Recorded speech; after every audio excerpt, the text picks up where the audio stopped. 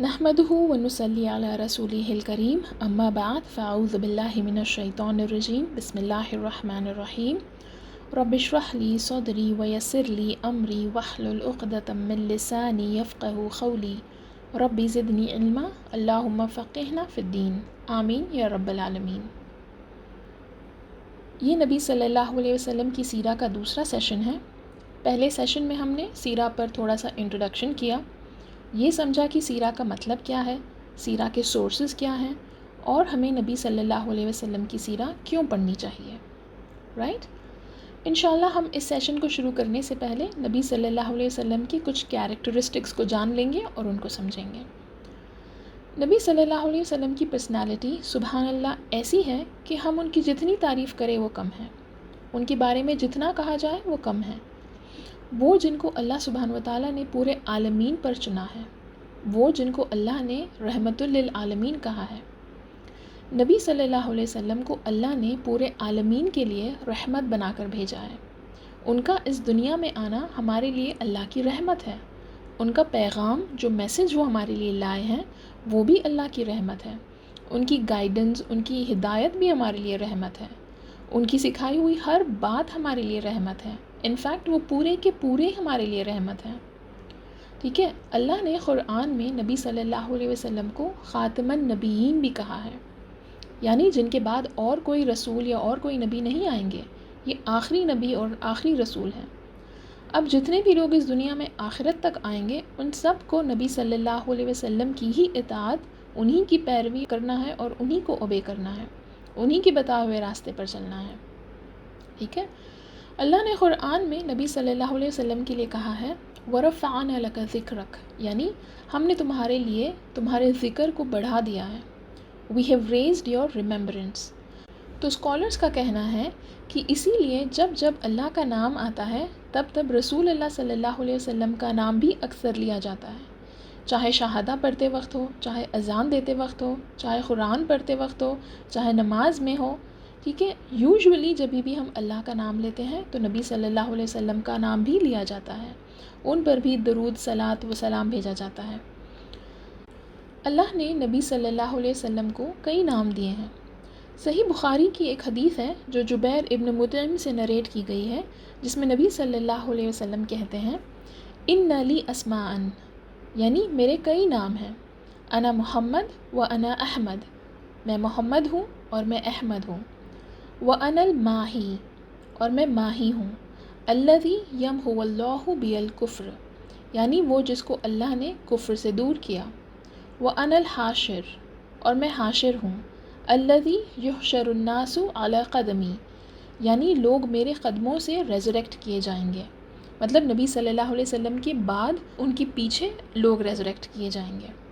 व अनल आखिब, और मैं आखिब हूँ, यानी जिसके बाद और कोई नबी नहीं आएंगे। ठीक है, एक और हदीस में नबी सल्लल्लाहु अलैहि वसल्लम ने कहा है कि मैं नबीउर रहमा हूँ और मैं नबी उत तौबा हूँ, यानी मैं प्रॉफिट ऑफ मर्सी और प्रॉफिट ऑफ रिपेंटेंस हूँ। और सहाबा, ताबेईन, स्कॉलर्स ने भी नबी सल्लल्लाहु अलैहि वसल्लम के कई नाम दिए हैं, जैसे अस-सादिक़, अल-अमीन, ठीक है, यानी सच्चे और ट्रस्टवर्दी। पर अल्लाह ने क़ुरआन में नबी सल्लल्लाहु अलैहि वसल्लम के दो नाम स्पेसिफ़िकली मेंशन किए। नबी सल्लल्लाहु अलैहि वसल्लम को कई एडजेक्टिव से डिस्क्राइब किया गया है, जैसे कि रहमतुल लिल आलमीन, यानी मर्सी टू द वर्ल्ड्स, या ख़ातिमुन नबीयीन, यानी सील ऑफ प्रॉफिट्स। पर नबी सल्लल्लाहु अलैहि वसल्लम के जो दो एक्सक्लूसिवली नाम बताए गए हैं वो हैं एक मोहम्मद और दूसरा अहमद। ठीक है, और ये दोनों वर्ड्स या ये दोनों अल्फाज जो हैं किस वर्ड से बन रहे हैं? हमीदा। ठीक है, हमीदा यहमदु हमदन, इसका मतलब है तारीफ़। तो मोहम्मद का मतलब है जिसकी बार बार हम्द की जाए, जिसको ओवर एंड ओवर प्रेज़ किया जाए, अबंडेंटली जिसकी तारीफ़ की जाए। ठीक है, देखा जाए तो ऐसा ही होता है ना, नबी सल्लल्लाहु अलैहि वसल्लम की हम्द इस दुनिया में भी होती है, आखिरत में भी होती है, ज़मीन पर होती है, आसमानों पर होती है।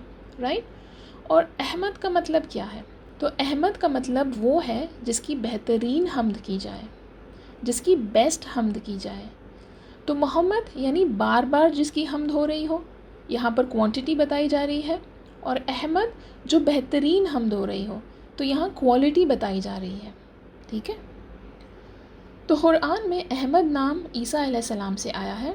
عیسیٰ علیہ السلام نے بنی اسرائیل کو یہ بات بتا دی تھی کہ ان کے بعد ایک اور نبی آئیں گے جس کا نام ہوگا احمد، اور یہ سورۃ الصف کی آیہ نمبر 6 میں مینشن کیا گیا ہے۔ تو اللہ نے جتنے بھی انبیاء کو بھیجا ہے ان کو سب کو اپنے اپنے قوم کے لیے بھیجا تھا، لیکن صرف نبی صلی اللہ علیہ وسلم ایک ایسے نبی ہیں جن کو پورے عالمین کے لیے بھیجا گیا ہے۔ نبی صلی اللہ علیہ وسلم کو صرف اسپیسیفکلی عرب کی قوم کے لیے نہیں بھیجا گیا، قیامت تک جتنے لوگ آئیں گے اس دنیا میں ان سب کے لیے بھیجا گیا ہے، اس پورے عالمین کے لیے بھیجا گیا ہے، ٹھیک ہے۔ تو اللہ نے نبی صلی اللہ علیہ وسلم کو کچھ معجزے بھی دیے ہیں، کئی میریکلز بھی دیے ہیں، ٹھیک ہے، پر ان میں سے سب سے بڑا معجزہ یا سب سے بڑا میریکل کیا ہے؟ قرآن۔ قرآن نبی صلی اللہ علیہ وسلم کو دیا گیا سب سے بڑا معجزہ ہے۔ اور بھی کئی سارے میریکلز ہیں جو نبی صلی اللہ علیہ وسلم کو دیے گئے ہیں، جیسے کہ اسراء اور معراج کا انسیڈنٹ، وہ بھی ایک میریکل تھا، رائٹ؟ چاند کا 2 ٹکڑے ہو جانا، سپلٹنگ آف دا مون، وہ بھی ایک میریکل تھا۔ اور بھی کئی ایسے معجزے تھے جیسے کہ پتھر اور پہاڑ نبی صلی اللہ علیہ وسلم کو سلام کرتے تھے، نبی صلی اللہ علیہ وسلم کے ہاتھوں میں برکت اور شفا تھی، ٹھیک ہے، جس کو ہم آگے کے سیشنز میں اور دیکھیں گے انشاءاللہ۔ اب جب ہم نبی صلی اللہ علیہ وسلم کی بات کرتے ہیں تو کچھ لوگ یہ سمجھتے ہیں، ان کا امپریشن یہ ہے کہ نبی صلی اللہ علیہ وسلم صرف ایک ریلیجس لیڈر تھے، جیسے کہ وہ صرف دین کے کاموں میں تھے، لیکن یہ بات غلط ہے۔ نبی صلی اللہ علیہ وسلم پڑھے لکھے نہیں تھے، اس کے باوجود بھی اللہ نے ان کو اتنا انٹیلیجنٹ بنایا تھا کہ وہ صرف دین میں یا ریلیجس کاموں میں نہیں تھے، وہ ریلیجس لیڈر کے ساتھ ساتھ پولیٹیکل، اکنامک اور سوشل لیڈر بھی تھے۔ ریلیجن کے ساتھ ساتھ، دین کے ساتھ ساتھ پولیٹیکل ڈیسیشنز، سوسائٹی کے ڈیسیشنز، فائنینشیل ڈیسیشنز، یہاں تک کہ ایون فارن افیئرز، یہ سب کچھ نبی صلی اللہ علیہ وسلم مینیج کرتے تھے، ٹھیک ہے۔ تو ایسا نہیں کہ صرف وہ دین کے یا ریلیجس لیڈر تھے، وہ اوورال لیڈر تھے۔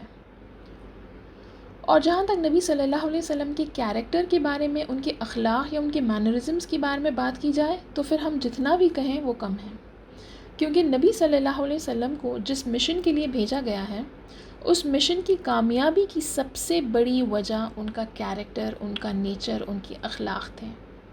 سبحان اللہ۔ نبی صلی اللہ علیہ وسلم کی بہت سارے کوالٹیز تھے جن میں سے ہم صرف کچھ پر فوکس کر لیں گے ابھی۔ تو نبی صلی اللہ علیہ وسلم بہت ہی صبر والے تھے، چاہے ان پر جتنا بھی ظلم کیا ہو وہ چپ چاپ صبر کیے۔ مکہ میں جب وہ تھے تو 13 سال تک نبی صلی اللہ علیہ وسلم پر ظلم ہوتا جا رہا تھا، پر وہ چپ چاپ صبر کرتے رہے 13 سال تک۔ نبوت ملنے سے پہلے بھی مکہ کے لوگ نبی صلی اللہ علیہ وسلم کو الصادق کہتے تھے، وہ نبی صلی اللہ علیہ وسلم کو سچا اور بھروسے مند کہتے تھے۔ وہ اپنا سارا مال نبی صلی اللہ علیہ وسلم کے پاس لا کر رکھاتے تھے، کیونکہ ان کو یہ لگتا تھا کہ ان کا مال ان کے پاس حفاظت سے رہے گا، اتنا بھروسہ کرتے تھے وہ لوگ۔ اور بھی ایسے کئی انسیڈنٹس ہیں جس سے ہمیں نبی صلی اللہ علیہ وسلم کے نیچر یا ان کے مینرزم کو لے کر کچھ باتیں پتہ چلتی ہیں، جیسے کہ مکہ کی ایک عورت تھی جو نبی صلی اللہ علیہ وسلم پر ویسٹ لا کر ڈالتی تھی، پر جب وہ بیمار ہوئی تو نبی صلی اللہ علیہ وسلم اس کو ہر دن دیکھنے جاتے تھے۔ نبی صلی اللہ علیہ وسلم کی کوالٹی ہی ایسی تھی کہ وہ سب کو معاف کرتے تھے، وہ لوگوں پہ رحم کرتے تھے۔ جب وہ مدینہ میں تھے، جب نبی صلی اللہ علیہ وسلم کے سامنے سے ایک یہود کا جنازہ جا رہا تھا تو نبی صلی اللہ علیہ وسلم فوراً اٹھ کر کھڑے ہو گئے آؤٹ آف رسپیکٹ، جبکہ وہ یہود تھے لیکن پھر بھی۔ اور جب وہ طائف گئے تھے اور جب طائف کے لوگ نبی صلی اللہ علیہ وسلم پر اتنا ظلم کیے کہ نبی صلی اللہ علیہ وسلم زخمی ہو گئے تھے، ان سے خون بہہ رہا تھا، اور جب جبریل علیہ السلام نے اللہ کے حکم سے آ کر نبی صلی اللہ علیہ وسلم سے یہ پوچھا کہ آپ حکم دو اور میں ان لوگوں کو ان پہاڑوں کے بیچ کچل دوں گا، تو نبی صلی اللہ علیہ وسلم نے کیا کہا؟ انہوں نے کہا نہیں، ایسا مت کرو، کیونکہ اگر یہ لوگ ایمان نہیں لائے تو شاید ان کی اولادوں میں سے کوئی ایمان پر آ جائے، کوئی اسلام پر آ جائے۔ تو ایسا رحم کرتے تھے نبی صلی اللہ علیہ وسلم لوگوں پر۔ نبی صلی اللہ علیہ وسلم ایک لیڈر کے رول میں بھی بہت بریو تھے، چاہے جتنے مشکلیں آئیں وہ ہمیشہ ڈٹ کر کھڑے ہوتے تھے۔ جنگ احد میں بھی جو مسلمانوں کے لیے بہت تکلیف دہ تھی، نبی صلی اللہ علیہ وسلم ہار نہیں مانے جبکہ وہ زخمی ہو گئے تھے۔ جنگ احزاب کے لیے بھی جب کھودا جا رہا تھا تو نبی صلی اللہ علیہ وسلم بھوکے پیاسے اپنے پیٹ پر پتھر باندھ کر کام کر رہے تھے، وہ ایک ٹرو لیڈر تھے اور ہمیشہ ایک ٹرو لیڈر کے ایگزامپل بن کر دکھائے. ہمیشہ صحابہ کو ہمت دیتے تھے، چاہے پھر جتنی بھی تکلیف میں کیوں نہ ہو، وہ ہمیشہ لوگوں کو تسلی دینے کے لیے ہمیشہ مسکراتے رہتے تھے. لیکن کبھی بھی یہ نہیں بتائے کہ وہ بڑے ہیں، کہ وہ نبی ہیں تو وہ سب سے بڑے ہیں. ان فیکٹ جبھی بھی وہ صحابہ کے ساتھ چلتے تھے تو ہمیشہ صحابہ کو آگے چلنے کو کہتے تھے اور وہ ان کے پیچھے چلتے تھے. کبھی یہ نہیں بتائے کہ ان کا پاور زیادہ ہے، تو کبھی وہ ایٹیٹیوڈ یا وہ ایروگنس نہیں تھا ان میں. اور جب بھی وہ گھر پر ہوتے تو وہ گھر کے کام بھی کر لیتے تھے. عائشہ رضی اللہ عنہا کے حدیث سے معلوم ہوتا ہے کہ جب کبھی بھی نبی صلی اللہ علیہ وسلم کے کپڑے یا جوتے کہیں سے پھٹ جاتے تو وہ خود ان کو سیتے تھے. وہ گھر کے کاموں میں بھی مدد کرتے تھے. مکہ میں اسلام سے پہلے عورتوں کی عزت نہیں ہوتی تھی. عورتوں کے ساتھ بڑا ہی برا سلوک کیا جاتا تھا. بیٹیاں اگر پیدا ہوتی تو ان کو زندہ دفن کیا جاتا تھا. لیکن نبی صلی اللہ علیہ وسلم نے ان سارے رسموں کو بدل دیے. چاہے وہ ماں ہو یا بیوی ہو یا بیٹی ہو یا بہن ہو، سب کو ان کا درجہ دلایا. لوگوں کو ہمیشہ یہ سکھائے کہ عورتوں کی عزت کرو، کہ ان کے ساتھ اچھے معاملے کرو. انفیکٹ نبی صلی اللہ علیہ وسلم اپنے آخری خطبے میں بھی عورتوں کے ساتھ اچھا سلوک کرنے کی بات مینشن کیے تھے. وہ خود اپنی بیویوں اور بیٹیوں کے ساتھ بے انتہا محبت کرتے تھے. جب کبھی بھی نبی صلی اللہ علیہ وسلم کی بیٹی فاطمہ رضی اللہ عنہا ان کے گھر آتی تھی تو نبی صلی اللہ علیہ وسلم کھڑے ہو جاتے تھے اور ان کو اپنی جگہ پر بٹھا دیتے تھے. ایسی محبت کرتے تھے وہ فاطمہ رضی اللہ عنہا سے. تو وہ عورتوں کی خود بھی عزت کرتے تھے اور سب کو یہی سکھائے کہ عورتوں کی عزت کرنا. ٹھیک ہے، بس یہ کچھ چیزیں ہیں جو ہم اس سیشن میں تھوڑا بہت کور کر سکیں گے. انشاءاللہ ہم آگے کے اور سیشنز میں نبی صلی اللہ علیہ وسلم کی اور کوالٹیز کو جانیں گے اور ان کو اور سمجھیں گے، اور انشاءاللہ سمجھنے کے ساتھ ساتھ ان پر عمل بھی کریں گے. ٹھیک ہے، تو اب ہم انشاءاللہ سیرہ میں آگے بڑھیں گے. اللہ سبحانہ و تعالیٰ نے نبی صلی اللہ علیہ وسلم کو عرب کی قوم میں بھیجا، رائٹ، مکہ میں پیدا کیا. اور مکہ کون سی جگہ ہے؟ وہی جگہ جہاں ابراہیم علیہ السلام کی نسل شروع ہوئی تھی، رائٹ. تو نبی صلی اللہ علیہ وسلم کی پیدائشی جاننے سے پہلے یہ جاننا ضروری ہے کہ اللہ سبحانہ و تعالیٰ نے ان کو کن لوگوں میں پیدا کیا. عرب کس طرح کے لوگ تھے، ان کا بیک گراؤنڈ کیا تھا اور وہ کہاں سے تھے. کیونکہ جب تک ہم عرب کی قوم کا بیک گراؤنڈ نہیں جان لیتے، سیرہ کو سمجھنا اور اس کے کانٹیکسٹ کو سمجھنا تھوڑا مشکل ہو جائے گا. اور اگر آپ ان انسیڈنٹس کو جانو گے اور ان پر غور کرو گے تو آپ کو پتہ چلے گا کہ اللہ نے نبی صلی اللہ علیہ وسلم کو ان لوگوں میں ایسے ہی نہیں بھیجا. یہ کوئی کوئنسیڈنس نہیں تھا، یہ کوئی اتفاق نہیں تھا، یہ اللہ کا ایک پورا کمپلیٹ پلان تھا. جیسے جیسے آپ ان انسیڈنٹس کو جانو گے آپ کو بھی پتہ چلے گا کہ یہ سب جو ہو رہا تھا یہ نبی صلی اللہ علیہ وسلم کی آنے کی تیاری ہو رہی تھی.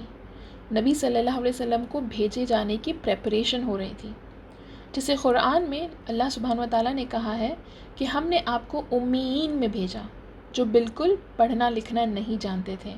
امیین کا مطلب کہ جو پڑھے لکھے نہیں ہوتے، ان کو امیین کہا جاتا ہے. ٹھیک ہے، تو یہاں پر امیین عرب کو کہا جا رہا ہے کیونکہ ان کے پاس کوئی کتاب نہیں آئی تھی، وہ پڑھے لکھے نہیں تھے.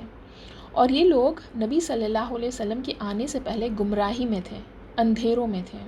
ٹھیک ہے، یہ سورۃ الجمعہ کی ورس نمبر 2 میں مینشن کیا گیا ہے. تو ایک وقت ایسا تھا کہ عرب لوگوں کا اس دنیا میں بہت برا امیج تھا. ٹھیک ہے، جب بھی عرب کا نام لیا جاتا تھا تو لوگ یہ کہتے تھے کہ یہ لوگ تو اپنی بیٹیوں کو زندہ دفن کرتے ہیں، یا یہ لوگ کئی شادیاں کرتے ہیں، یا بہت سارے غلام رکھتے ہیں اور جن کو ٹارچر کرتے ہیں اور ہمیشہ جنگ کے لیے نکل جاتے ہیں، بہت ہی وحشی قسم کے لوگ ہیں. اس طرح ان کا امیج تھا. ٹھیک ہے، اور یہ سب لوگ اس لیے کہتے تھے کیونکہ وہ یہ مانتے تھے کہ نبی صلی اللہ علیہ وسلم کا عرب لوگوں میں پیدا ہونا صرف ان لوگوں کے لیے بدلاؤ لانے کے لیے تھا، صرف عرب کے لوگوں کو جہالت سے نکال کر انسانیت کو اپنانے کے لیے تھا. لیکن یہ لوگوں کا اپروچ غلط تھا، کیونکہ نبی صلی اللہ علیہ وسلم کو صرف ان لوگوں میں بھیجا نہیں گیا تھا کہ نبی صلی اللہ علیہ وسلم صرف ان لوگوں کو بدلیں، بلکہ ہم نے ابھی دیکھا تھا نا کہ نبی صلی اللہ علیہ وسلم کو پورے عالمین کے لیے بھیجا گیا ہے. تو ہاں، نبی صلی اللہ علیہ وسلم کو عرب میں بھیجا گیا ہے، لیکن اس کا مطلب یہ نہیں کہ صرف اور صرف عرب کی قوم کے لیے بھیجا گیا ہے. He was sent as a mercy to the worlds, right? تو ہم نبی صلی اللہ علیہ وسلم کو بہترین انسان بتاتے ہوئے عربز کو اتنا بھی برا نہیں بتا سکتے جتنا ان کا امیج پورٹری کیا گیا ہے. کیونکہ سوچئے کہ جب اللہ نے اپنے سب سے بلاوڈ نبی، اپنے سب سے پیارے محبوب محمد صلی اللہ علیہ وسلم کو ان لوگوں میں بھیجا، عرب میں بھیجا، تو اس کی پیچھے کوئی نہ کوئی وجہ تو تھی، کوئی تو بات تھی ہوگی نا جس کی وجہ سے اللہ نے نبی صلی اللہ علیہ وسلم کو ان لوگوں میں بھیجا، رائٹ؟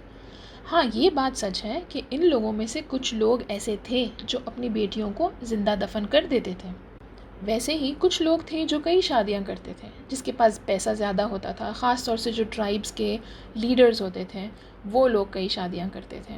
لیکن ان کے ساتھ ساتھ ان میں کئی ساری اچھی کوالٹیز بھی تھیں، جیسے کہ وہ لوگ اصول کے پکے تھے، اپنی زبان کے پکے تھے، وہ اپنے وعدے سے نہیں پھرتے تھے، سچے اور آنیسٹ تھے، سنسیئر بھی تھے. اور ان کی سب سے امپورٹنٹ کوالٹی کیا تھی؟ ان کے لیے ان کا عزت اور ان کا آنر وہ سب سے اوپر تھا. وہ اس کے لیے کبھی کمپرومائز نہیں کرتے تھے. جب دنیا بھر سے لوگ وہاں حج کے لیے جاتے تھے تب یہ عرب ہی تھے جو وہاں پر ان لوگوں کی مہمان نوازی کرتے تھے. جو لوگ حج کے لیے جاتے تھے ان کی دیکھ ریکھ کون کرتا تھا؟ ان کو کھلانا پلانا، ان کی دیکھ ریکھ کرنا عرب کرتے تھے، رائٹ؟ اور حج تو ابراہیم علیہ السلام کے وقت سے شروع ہو گیا تھا، رائٹ؟ تو کہنے کا مطلب یہ ہے کہ عرب لوگوں کو جس طرح پورٹری کیا گیا تھا، جتنا برا بتایا گیا تھا، وہ اتنے برے نہیں تھے. ٹھیک ہے، ان میں کچھ اچھی کوالٹیز بھی تھیں. تو اللہ سبحانہ و تعالیٰ نے نبی صلی اللہ علیہ وسلم کو ابراہیم علیہ السلام کے آنے کے 2500 سال کے بعد عرب کے شہر مکہ میں پیدا کیا. اور ان کی لینیج کس کو ٹریس بیک کرتی ہے؟ ابراہیم علیہ السلام کو. کس کے تھرو؟ ان کے بیٹے اسماعیل علیہ السلام کے تھرو. یعنی ابراہیم علیہ السلام کے بیٹے جو اسماعیل علیہ السلام تھے، ان کی نسل سے نبی صلی اللہ علیہ وسلم کو پیدا کیا گیا ہے. ٹھیک ہے؟ تو اللہ سبحانہ و تعالیٰ نے ابراہیم علیہ السلام کے خاندان سے نبی صلی اللہ علیہ وسلم کو پیدا کیا ہے. ان کی اینسسٹری ابراہیم علیہ السلام تک جاتی ہے. تو جیسے کہ ہم جانتے ہیں کہ ابراہیم علیہ السلام کے ایک بیٹے جس کا نام تھا اسماعیل علیہ السلام، اور ایک تھے اسحاق علیہ السلام، رائٹ؟ تو اسحاق علیہ السلام کی لینیج سے اللہ نے کئی سارے اور انبیاءوں کو بھیجا ہے. لیکن اسماعیل علیہ السلام کے لینیج سے صرف اور صرف نبی صلی اللہ علیہ وسلم کو بھیجا ہے. ٹھیک ہے؟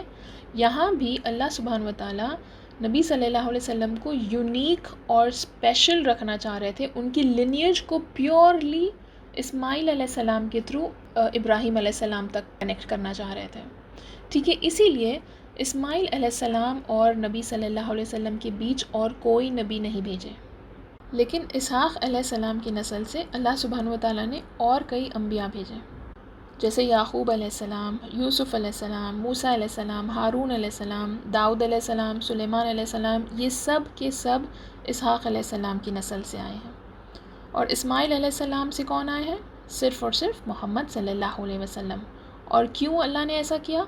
کیونکہ اللہ چاہتے تھے کہ ان کی لینیج یا ان کی پروجنی پیورلی اسماعیل علیہ السلام سے ڈائریکٹلی ہو. ٹھیک ہے، جو کہ پھر ڈائریکٹلی ابراہیم علیہ السلام سے جا کر ملتی ہو، رائٹ؟ تو اب ہم انشاءاللہ عربز کے بیک گراؤنڈ کے بارے میں تھوڑا بہت جان لیں گے کہ یہ عرب کون تھے اور یہ کہاں سے آئے تھے.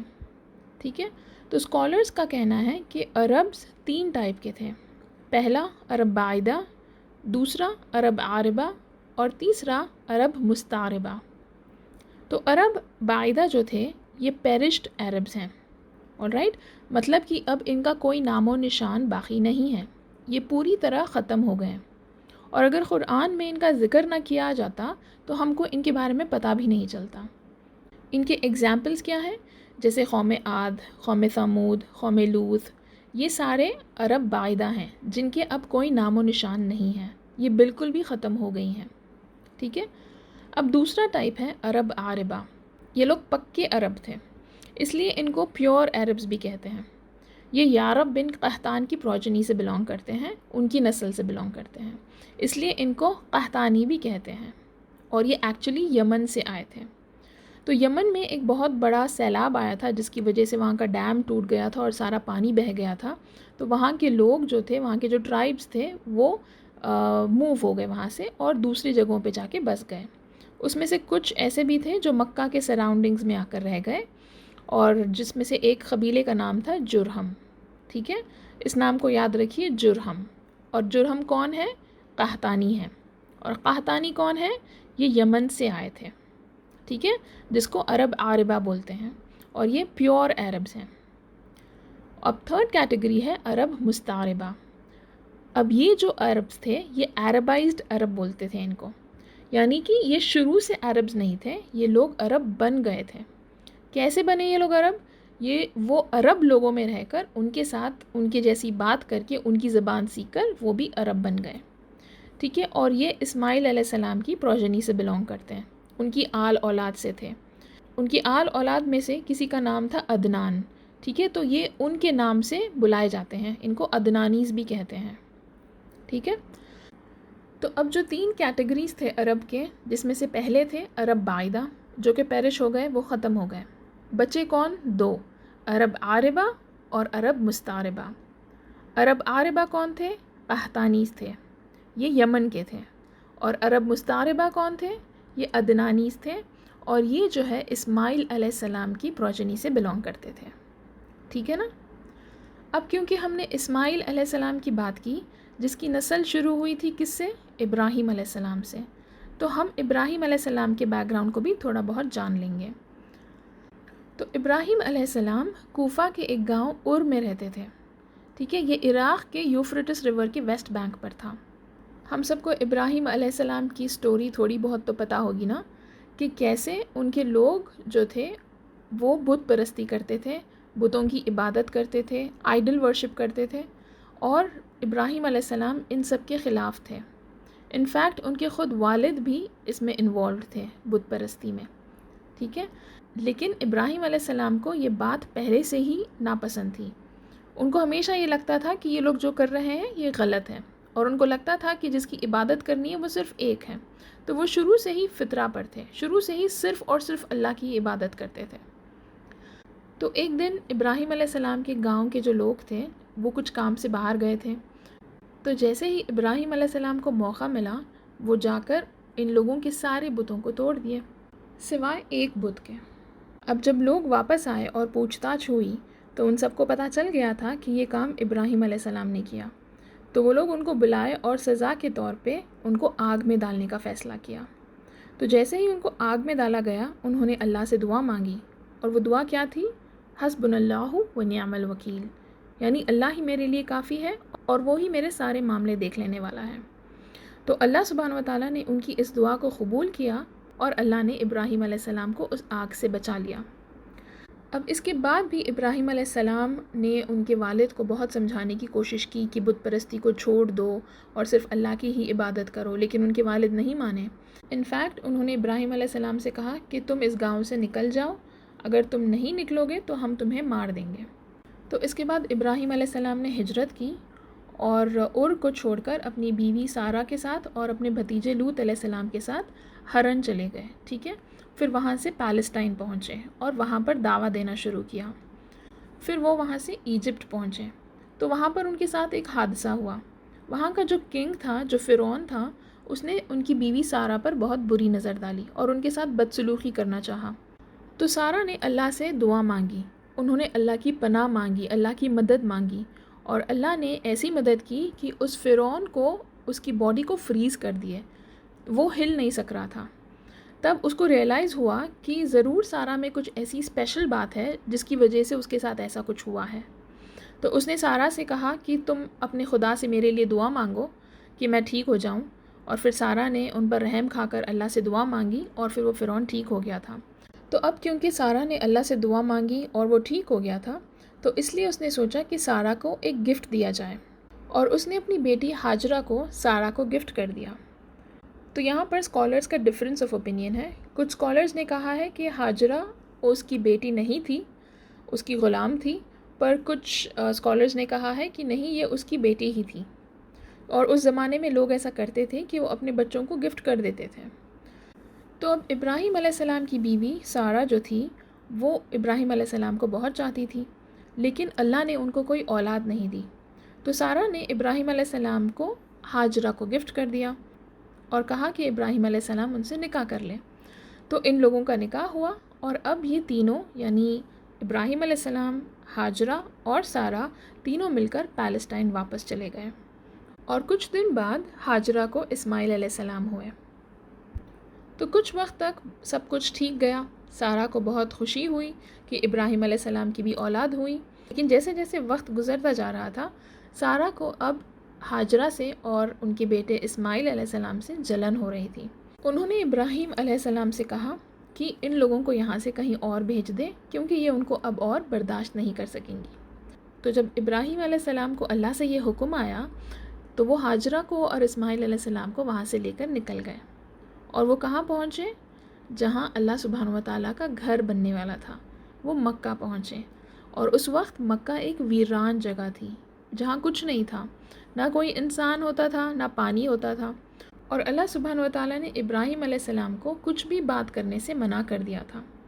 تو اب وہ لوگ وہاں پہنچے، اور جب ابراہیم علیہ السلام ان لوگوں کو وہاں سے چھوڑ کر نکل رہے تھے تب ہاجرہ نے ان سے پوچھا کہ کیا ہم سے آپ ناراض ہو کہ آپ ہمیں یہاں چھوڑ کر جا رہے ہو اکیلے؟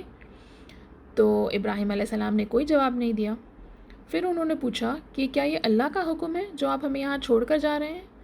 تو اللہ سے حکم آیا تھا کہ ابراہیم علیہ السلام ان کو اشارے میں یہ بات کہہ دیں، اور ابراہیم علیہ السلام نے وہی کیا۔ انہوں نے ہاجرہ سے اشارے میں یہ بات کہہ دی کہ یہ اللہ کی طرف سے تھا۔ تو جیسے ہی ہاجرہ نے یہ بات سنی ان کے منہ سے دعا نکلی، اور وہ دعا کیا تھی؟ حسبنا اللہ و نعم الوکیل، یعنی اللہ ہی میرے لیے کافی ہے اور وہی میرے سارے معاملے دیکھ لے گا۔ اور وہ اسماعیل علیہ السلام کے ساتھ وہیں رہ گئی، بس تھوڑے سے پانی اور تھوڑے کھجور کے ساتھ۔ اب کچھ وقت بعد ان کے پاس جو پانی تھا وہ ختم ہو گیا۔ اب ریگستان میں، ایک ڈیزرٹ میں پانی کہاں سے لایا جائے؟ اسماعیل علیہ السلام بھی بھوک سے رو رہے تھے۔ ان کا رونا دیکھ کر وہ تڑپ اٹھی، پانی کی تلاش میں صفا سے مروہ اور مروہ سے صفا بھاگنے لگی، اور اسی طرح وہ صفا سے مروہ اور مروہ سے صفا 7 چکر کاٹ چکی تھیں۔ اور دیکھیے اللہ کو بھی ان کی یہ ادا اتنی پسند آئی کہ قیامت تک اس ایکٹ کو اللہ نے حج کا ایک ریچول بنا دیا۔ اور پھر کیا ہوا؟ انہوں نے اللہ سے دعا مانگی تھی، رائٹ؟ حسبنا اللہ و نعم الوکیل، یعنی انہوں نے اللہ پر ہی سب کچھ چھوڑ دیا تھا، تو اللہ ان کی کیسے مدد نہیں کرتے؟ اللہ اسماعیل علیہ السلام کو کیسے نہیں بچاتے؟ آفٹر آل اللہ کو انہی کی نسل سے تو کسی کو بھیجنا تھا، رائٹ؟ تو اللہ نے جبریل علیہ السلام کو حکم دیا کہ جس جگہ اسماعیل علیہ السلام کے پیر ہیں وہاں جا کر اپنا پر مارو۔ تو جب جبریل علیہ السلام نے وہاں پر مارا تو وہیں سے جہاں اسماعیل علیہ السلام کے پیر تھے وہاں سے پانی بہنا شروع ہو گیا۔ اور جب ہاجرہ نے یہ دیکھا تو وہ حیران ہو گئی، اور وہ دوڑ کر آئی اور جلدی سے اس پانی کو روکنے کی کوشش کی۔ انہوں نے پہلے پانی پیا، اور پھر انہوں نے اسماعیل علیہ السلام کو بھی پانی پلایا، اور اب وہ پانی رک ہی نہیں رہا تھا، تو انہوں نے جلدی سے اس پانی کو روکنے کے لیے اس کی چاروں طرف مٹی کا چھوٹا سا ڈھیر بنا دیا، اور انہوں نے پانی سے کہا زم زم، یعنی رک رک۔ اس کے اوپر نبی صلی اللہ علیہ وسلم کی ایک حدیث ہے جس میں انہوں نے مینشن کیا تھا کہ اگر اس زمزم کی پانی کو اس وقت روکا نہیں جاتا تو وہ پانی پوری دنیا میں بہہ جاتا۔ کیونکہ اس کو روکا گیا ہے وہ آج ایک کنویں کی شکل میں ہے، ٹھیک ہے؟ اور اس زمزم کے پانی کی امپورٹنس تو ہم سب جانتے ہیں، یہاں تک کہ جو انسیڈنٹ ہوا تھا جبریل علیہ السلام نے نبی صلی اللہ علیہ وسلم کے دل کو آ کر دھویا تھا، تب انہوں نے اپنا سارا سامان جنت سے لایا تھا، لیکن جو پانی وہ استعمال کیے تھے نبی صلی اللہ علیہ وسلم کا دل دھونے کے لیے وہ پانی زمزم کا پانی ہی تھا۔ اور اگر اللہ چاہتے تو یہ کوئی بڑا کام نہیں تھا کہ وہ پانی بھی جنت سے لے کر آتے، رائٹ؟ لیکن یہ اللہ کی مرضی تھی کہ اللہ چاہتے تھے کہ نبی صلی اللہ علیہ وسلم کا دل زمزم سے دھویا جائے۔ اس سے پتہ چلتا ہے کہ اس پانی کی کتنی امپورٹنس ہے، اس کی یہ پانی کتنا افضل ہے، رائٹ؟ تو اب یہ جو انسیڈنٹ ہوا تھا اس سے ہم نے کیا کیا سیکھا؟ ایک تو سب سے پہلے یہ تھا کہ اللہ پر توکل رکھنا ہے۔ جب ہاجرہ کو اکیلے چھوڑا گیا تو انہوں نے صرف اللہ پر ہی اپنا توکل رکھا، انہوں نے صرف اللہ سے ہی مدد مانگی اور اللہ نے ہی ان کے راستے کھول دیے، رائٹ؟ اور دوسری بات کیا ہے کہ جہاں اللہ کسی کا رزق لکھتا ہے تو پھر اس کو وہاں کیسے بھی پہنچا دیتا ہے، اور اللہ کا رزق اور اس کا خیر کوئی نہیں روک سکتا، رائٹ؟ سوچئے مکہ جیسی ویران جگہ پہ پانی کا آنا یہ کوئی معمولی بات نہیں تھی، یہ ایک میریکل تھا جو اللہ کی طرف سے آیا تھا، رائٹ؟ خیر، تو اب ابراہیم علیہ السلام ہاجرہ اور اسماعیل علیہ السلام کو چھوڑ کر واپس پیلسٹائن آ گئے تھے ان کی بیوی سارہ کے پاس، ٹھیک ہے۔ تو اب اسماعیل علیہ السلام کے ہونے کے 13 سال بعد اللہ نے سارہ کو بھی اسحاق علیہ السلام سے نوازا، ان کو بھی اسحاق علیہ السلام ہوئے، ٹھیک ہے۔ تو اب مین وائل مکہ میں کیا ہوا؟ اب جب ہاجرہ اور اسماعیل علیہ السلام وہاں پہنچے تو مکہ تو ایک ویران جگہ تھی، لیکن اللہ نے چاہا کہ وہ لوگ وہاں جائیں اور ان کے ذریعے وہاں سے پانی آئے، رائٹ؟ اور جہاں پانی ہوتا ہے پھر وہاں سے آبادی شروع ہوتی ہے، اور جہاں پانی ہوتا ہے وہاں آپ دیکھو گے سب سے پہلے پرندے آتے ہیں، ٹھیک ہے۔ تو ایک دن وہاں سے ایک قبیلہ گزر رہا تھا، ٹھیک ہے، ایک ٹرائب گزر رہا تھا، اور یہ ٹرائب تھا جرہم ٹرائب۔ ریممبر ہم نے اس کے بارے میں بات کی تھی کہ یہ لوگ یمن سے پانی کی تلاش میں یمن چھوڑ کر مکہ کے قریب آ کر بس گئے تھے، یہ وہ لوگ تھے۔ اس قبیلے کا نام تھا جرہم، اور وہ کون تھے؟ قحطانیز تھے، رائٹ؟ تو جب یہ لوگ وہاں سے گزر رہے تھے تو انہوں نے دیکھا کہ آسمان میں پرندے اڑ رہے ہیں، اور وہ حیران ہو گئے کہ اس جگہ پر پرندے کیسے آ سکتے ہیں۔ تو انہوں نے اپنے ایک آدمی کو پانی کی تلاش میں بھیجا۔ اب وہ آدمی کو پتہ چل گیا تھا کہ یہاں پر پانی ہے، وہ واپس اپنے لوگوں کے پاس گیا اور اس نے کہا کہ اس نے پانی دیکھا۔ تو اب یہ لوگ سارے مل کے وہاں پہنچ گئے، کہاں؟ جہاں پر بی بی ہاجرہ اور اسماعیل علیہ السلام تھے، اور دیکھا کہ یہاں تو پانی ہے۔ تو انہوں نے ہاجرہ سے پوچھا کیا ہم یہاں کا پانی یوز کر سکتے ہیں؟ تو ہاجرہ نے ان کو پرمیشن دی۔ تو پھر ان لوگوں نے ہاجرہ سے پوچھا کہ ہم کیا یہاں رہ سکتے ہیں؟ تو ہاجرہ نے کہا ہاں آپ بالکل یہاں رہ سکتے ہو، لیکن ایک کنڈیشن یہ ہے کہ یہ جو پانی ہے یہ میری اتھارٹی ہے، اس پر میرا حق ہے، آپ لوگ بے شک اس کو یوز کر سکتے ہو لیکن دس ول belong ٹو می، ٹھیک ہے۔ تو یہ کنڈیشن پہ یہ لوگ وہاں پر رہ گئے، اور اسی طرح اسماعیل علیہ السلام نے اپنی زندگی ان جرہم ٹرائب کے ساتھ گزاری، ٹھیک ہے۔ وہ اپنا سارا بچپن انہی کے ساتھ گزارے، اور پھر انہی کے لڑکیوں کے ساتھ ان کی شادی بھی ہو گئی اور ان سے ان کی نسل آگے بڑھی۔ اور کہا جاتا ہے کہ ابراہیم علیہ السلام اپنی زندگی میں اراؤنڈ 4 بار مکہ آئے واپس ان کی فیملی سے ملنے، یعنی اسماعیل علیہ السلام اور ہاجرہ سے ملنے۔ تو پہلی بار تو جب تھا جب اللہ کی طرف سے ان کو خواب آیا تھا اسماعیل علیہ السلام کی قربانی کا، یہ انسیڈنٹ کے بارے میں ہم جانتے ہیں، رائٹ؟ اور یہ اسحاق علیہ السلام کے پیدائشی سے پہلے کی بات تھی، ٹھیک ہے، یہ ان کا فرسٹ وزٹ تھا۔ دوسری بار جب گئے تب اسماعیل علیہ السلام بڑے ہو گئے تھے اور ان کی شادی ہو گئی تھی، پر ہاجرہ جو تھی وہ ختم ہو گئی تھی، ان کا انتقال ہو گیا تھا۔ تو جب ابراہیم علیہ السلام وہاں گئے سیکنڈ وزٹ میں، تو اسماعیل علیہ السلام نہیں تھے، لیکن ان کی بیوی سے ملاقات ہوئی، ٹھیک ہے۔ اور جب انہوں نے ان کی بیوی سے ان کا حال چال پوچھا تو وہ اپنے فائنینشیل سچویشن کو لے کر اپنا دکھڑا رو رہی تھی، کمپلینس کر رہی تھی ابراہیم علیہ السلام سے۔ تو ابراہیم علیہ السلام نے ان کے تھرو ایک میسج دیا اسماعیل علیہ السلام کو، اور یہ کہا کہ اپنی گھر کی چوکھٹ بدل دو۔ اور جب اسماعیل علیہ السلام نے یہ بات سنا تو وہ سمجھ گئے اور وہ اپنی بیوی کو چھوڑ دیے، اور انہوں نے انہی جرہم ٹرائبس کی دوسری لڑکی کے ساتھ شادی کر لی۔ پھر دوبارہ ابراہیم علیہ السلام مکہ آئے، اور اسماعیل علیہ السلام سے پھر سے ملاقات نہیں ہو پائی، پر ان کی بیوی سے اگر ملاقات ہوئی، اور یہ دوسری بیوی تھی ان کی۔ اور پھر ابراہیم علیہ السلام نے ان کی بیوی سے ان کا حال چال پوچھا تو ان کی بیوی نے اللہ کا بہت شکر ادا کیا، ٹھیک ہے، وہ بیسیکلی اللہ کی شکر گزار تھی، انہوں نے پہلے بیوی کی طرح کمپلینز نہیں کیے۔ تو پھر اسماعیل علیہ السلام کو یہ میسج دیا گیا کہ اپنی اس چوکھٹ کا خیال رکھو، اور پھر اسماعیل علیہ السلام اس بات کو سمجھ گئے تھے۔ تو فورتھ ٹائم جب ابراہیم علیہ السلام آئے اسماعیل علیہ السلام سے ملنے، تو اس بار ان لوگوں کی ملاقات ہوئی، اور یہ بہت ہی ایموشنل میٹنگ تھی کیونکہ کافی سال بعد مل رہے تھے، اور اسی ملاقات میں انہوں نے اسماعیل علیہ السلام کے ساتھ اللہ کے حکم سے کعبہ بنایا، ٹھیک ہے۔ تو ابراہیم علیہ السلام اور اسماعیل علیہ السلام دونوں نے مل کر اللہ کے گھر کو بنایا، کعبہ کو بنایا، اور پھر جیسا یہ کمپلیٹ ہوا لوگوں کو حج کی دعوت بھی دی۔ اور جب ابراہیم علیہ السلام اسماعیل علیہ السلام کے ساتھ کعبہ بنا رہے تھے، تب ابراہیم علیہ السلام نے اللہ سے ایک دعا مانگی، اور وہ دعا کیا تھی؟ انہوں نے اللہ سے یہ دعا مانگی کہ اللہ میرے آل اولاد سے ایک رسول کو بھیجیے جو ان پر آپ کی آیات کو پڑھ کر سنائے، اور ان کو آپ کی کتاب کی تعلیم اور حکمت دے، اور ان کا تزکیہ کرے، ان کو پیوریفائی کرے، ان کو پاک کر دے۔ تو یہ دعا ابراہیم علیہ السلام نے اللہ سے مانگی تھی جب وہ کعبہ بنا رہے تھے، اور اللہ نے ان کی اس دعا کو قبول بھی کیا، پر کب؟ آلموسٹ 2500 سال بعد، اور کس طرح؟ نبی صلی اللہ علیہ وسلم کو بھیج کر، رائٹ؟ جو ہم نے دیکھا تھا نا کہ اسماعیل علیہ السلام سے ہی اللہ نے نبی صلی اللہ علیہ وسلم کو بھیجا، اور یہ ابراہیم علیہ السلام کی دعا تھی جو اللہ نے قبول کی اور نبی صلی اللہ علیہ وسلم کو ان کے قوم میں بھیجا. ٹھیک ہے، تو انشاءاللہ ہم اس سیشن کو یہیں کمپلیٹ کریں گے، اور انشاءاللہ نیکسٹ سیشن میں ملاقات ہوگی. سبحانک اللہم و بحمدک، اشہد ان لا الہ الا انت، استغفرک و اتوب الیک. السلام علیکم ورحمۃ اللہ وبرکاتہ.